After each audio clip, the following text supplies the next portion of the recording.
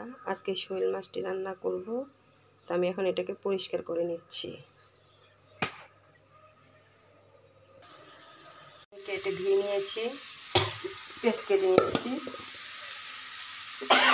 এখন এখানে শোল মাছ ভুনা করার জন্য আমি পরিমাণ মতো তেল দিয়ে দিচ্ছি।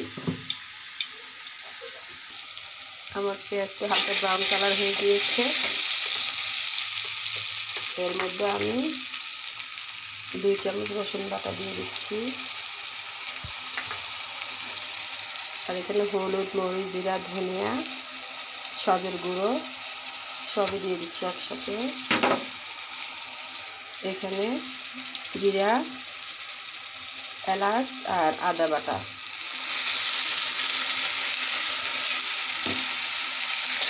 সব কিছু উপকরণ দিয়ে আমি এখন ভালো করে নাড়িয়ে নেব।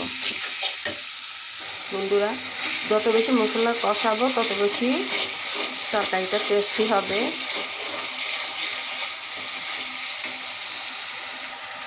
বন্ধুরা, মশলাটি ভালো করে কষানো হয়ে গিয়েছে।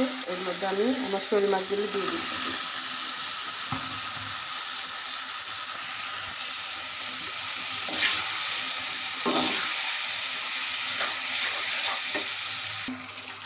শোল মাছটি বোনা হয়ে গিয়েছে।